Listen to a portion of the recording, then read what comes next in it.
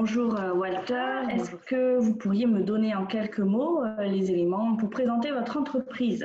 Alors, pour présenter, Carbao, c'est une SAS créée depuis un peu plus de 7 ans avec 7 collaborateurs à temps plein, plus ce qu'on appelle des ambassadeurs, 14 maintenant.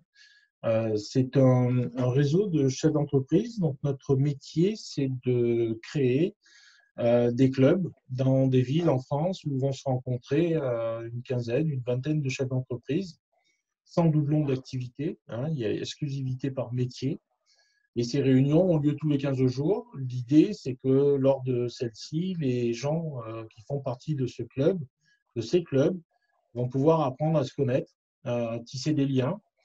Ces liens vont les emmener vers la confiance de l'autre. Et une fois que la confiance sera là, l'idée, c'est qu'ils vont pouvoir entrer dans des phases d'échange. Donc, ça va être des échanges de business, ce que nous, on appelle des tickets biz, ou des échanges d'informations ou des synergies qu'ils vont pouvoir mettre en place entre leurs sociétés.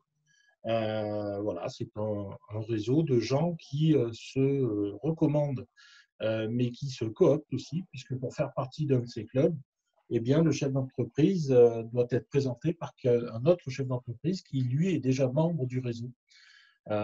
Voilà, donc il y a aussi entre les clubs des possibilités de mise en relation, d'envoi de tickets biz de club en club. Aujourd'hui, on a un peu plus de 7% des tickets biz nationaux qui sont échangés justement en interclub. Donc, c'est assez intéressant. Pour tout cela, une partie du travail de Carbao, c'est d'amener à nos membres des outils qui vont leur permettre justement de réseauter professionnellement et surtout qualitativement. Tout chef d'entreprise n'est pas carbaotable.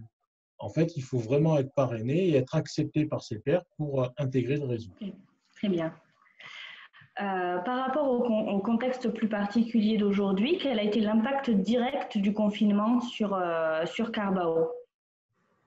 Eh bien, écoutez, Danae, Carbao est une entreprise comme toutes les autres en France. Donc, l'impact premier a été d'accuser le coup, d'essayer de prendre l'information. Une fois qu'il nous semblait l'avoir, d'être réactif, d'amener des solutions pour que l'activité perdure, continue, ne pas mettre l'entreprise dans une situation complexe. Et puis, une fois ces mesures prises, penser aussi à nos membres pour leur proposer des outils de communication peut-être différents, venir substituer les réunions présentielles par des moyens technologiques pour maintenir le lien entre nos membres au sein de leur club et au sein du réseau. Donc, il nous a fallu être réactifs, manager l'équipe, leur donner accès à ces outils, leur donner aussi le message que Sébastien Rey et moi, les deux fondateurs, on voulait donner à nos membres. Donc voilà, c'est aussi manager une équipe. Et dans ces temps compliqués, ce n'est pas une mince affaire.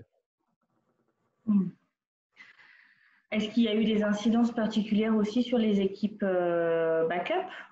Oui, bien sûr, le télétravail notamment, qui n'est pas une chose facile à gérer, même si avant l'épidémie, certains de nos collaborateurs avaient déjà l'habitude de travailler une partie du temps sous ce format-là. Pour ceux qui en avaient moins l'habitude, c'était peut-être un peu plus contraignant. Mais en fait, alors ça, c'est plutôt intéressant parce que cette crise nous a permis aussi de voir si nos entreprises sont agiles ou pas. Et je pense que la nôtre est agile et il faut toujours prendre les informations d'expérience comme celle-ci. Et on va peut-être en effet changer quelques petits fonctionnements après cette crise dans le fonctionnement de la société. Donc du coup, les principales difficultés à l'annonce du confinement et dans les jours qui ont suivi, quelles ont été de quelle nature pour Carbao? Rassurer les gens. Alors rassurer nos équipes, hein, bien sûr, mais rassurer aussi nos fournisseurs. Et nos fournisseurs, c'est souvent des restaurateurs, des hôteliers. Donc, pour certains, on travaille avec eux depuis le début. Donc, les rassurer eux, rassurer les équipes et rassurer bien sûr nos membres. On sait très bien que certains vont avoir beaucoup de mal à perdurer dans leur activité. Donc, la bienveillance Carbao doit être là, et la bienveillance, ça commence déjà par l'écoute. Oui, lors d'un échange précédent, vous indiquiez également que la difficulté avait été sur les rythmes des annonces et finalement le côté difficile d'anticiper complètement la façon dont les choses allaient se passer, l'effet un petit peu anxiogène autour de ça.